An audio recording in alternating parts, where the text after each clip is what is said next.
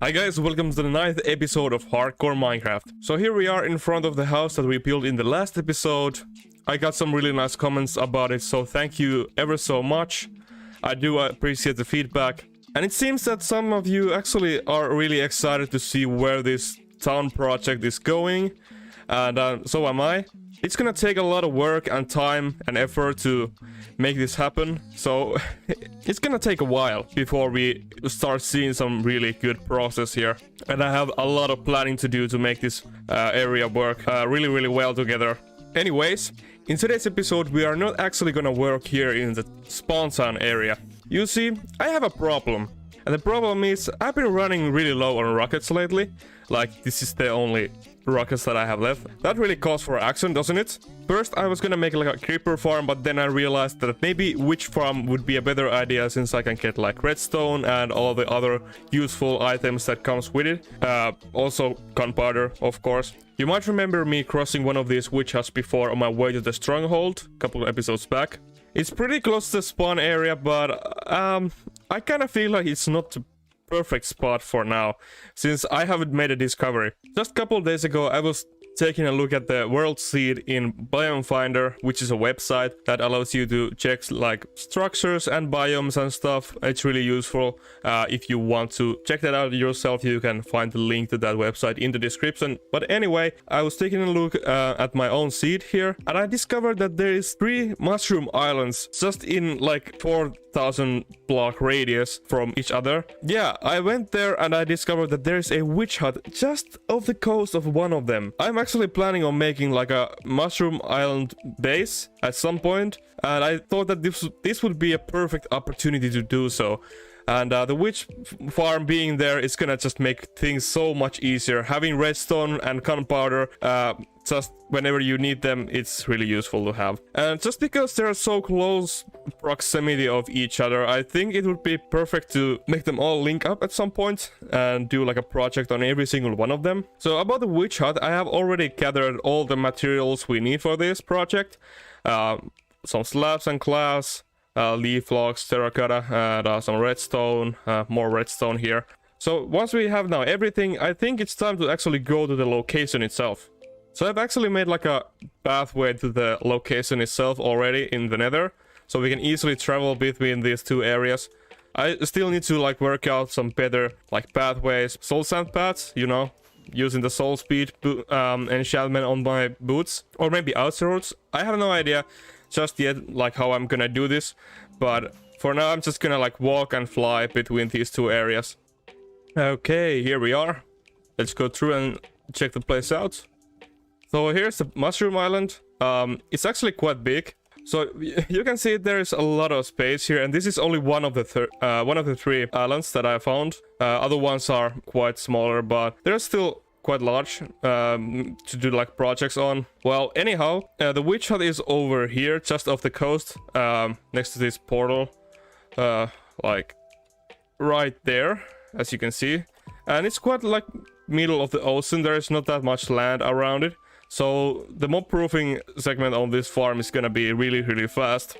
So as I have now everything ready for this farm, and I have already placed a schematic here. By the way, this is a mod that I use a lot. We can start building this thing, and yeah, if you want to learn more about this mod, I have a link in the description. So this is something that I use a lot. So it just shows you like the hologram or whatever blueprint of this farm. You can fly through it and all that. Let me just land here a little bit closer.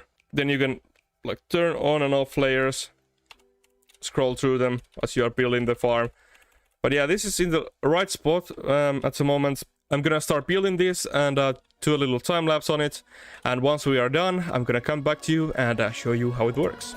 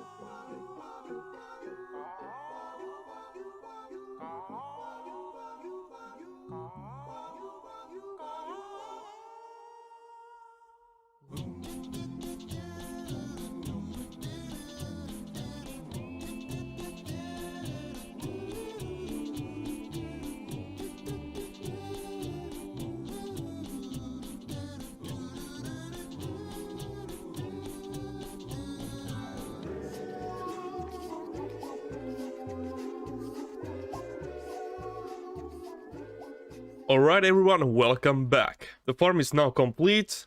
I've been using it for a little while now, just to see what the rates are in the farm. And I can tell you that it produces more than enough gunpowder and all the other things that we can ever need. This farm design here was made by Locigal Geek Boy. I've left a link to the description to his tutorial. So if you want to check this farm design out yourself and build it in your own world, go ahead and do so, after this video of course. Anyway, you already saw this farm in the action a little bit, but I will go ahead and show you how it works. As you can see, there aren't any witches inside this killing chamber here. This means the farm is turned off. To activate the farm, I have to go and fly down here and flip this switch from off to on. And when I do this, it will activate this etho hopper clock over here. The witches will start get pushed by flying machines into this weather stream that will eventually transport them to the killing chamber. Then we can just fly up and wait for the witches. Oh, there they are. And then we can just go over here and kill them with our sword, like so. Then all the items they drop will get sorted and stored in these chests over here. The reason why the platform here is so high up is to limit mob spawns inside our farm. Because if we were to just chill down there on the ground level, all the hostile mobs will spawn inside of caves and all dark areas instead of our farm. Unless you want to go and light up every single cave around this area or build a perimeter, this is the best option you have.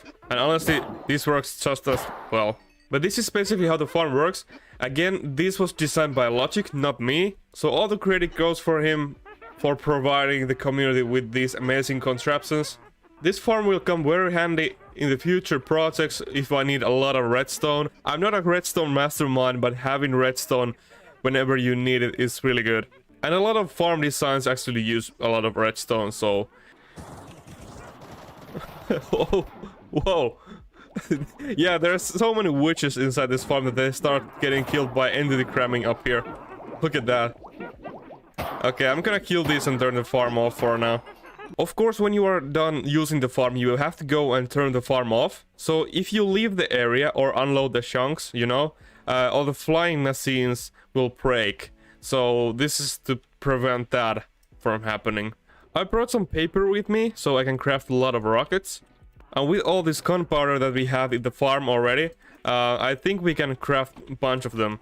Yeah, I think that's all we can make. But that's plenty. I'm gonna save the rest of this gunpowder over here, so we can make like TNT or some other things with that, or maybe craft more fireworks later. Also, I decided to make myself another sword. This is the original one that I used in the beginning of this episode. But it has Bane of Arthropods instead of sharpness and sweeping edge.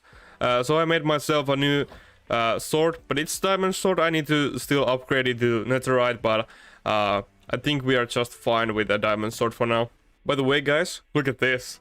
I found an awesome monument next to this mushroom island as well. This location is turning out to be better and better more time I spend here. But yeah, I believe that we are gonna do a accordion farm over here someday alongside with some other cool things. Anyway, as we are now finished with the farm and near the end of the episode, I want to take some time to tell you about the future of this series and what I have planned to do in this world. So, the first thing I have to address is the spawn town. No, I'm not abandoning that project. I will keep building over there and expand the town throughout this series, but my focus now is in this area over here, in these 3 mushroom islands. I want my main base to be over here for a couple of reasons. First one is pretty obvious. There is no hostile mob spawns in this biome. This means it's safe zone for me to hang out and make some cool projects without having to fear death constantly. Secondly, I have never built a base in this biome before, and I have dreamt of it for a while. The third reason is that the rarity of having 3 mushroom islands in very close proximity of each other makes this one-time opportunity for me. And lastly, it's gonna be really interesting to see how I can transform this kind of ugly and mundane looking, I don't know, kind of desolate looking biome into something beautiful, or at least I hope it's gonna be beautiful. Also, the benefit of having 3 of these mushroom islands means that I can do 3 completely separate themed areas, and I'm gonna try to make every one of them completely different from another. Oh, and the fact that we don't get any hostile mob spawns in this biome means that we can play with lighting a little bit more than we usually could. I'm super excited to start working over here, but I have to do some sketching first and a lot of planning, so I know exactly what I want to do on each of these islands. Alright, that's enough for this episode now. Thank you guys so much for watching this episode. Leave a comment on what I should do with these islands. And yeah, I will see you guys next time. Bye bye!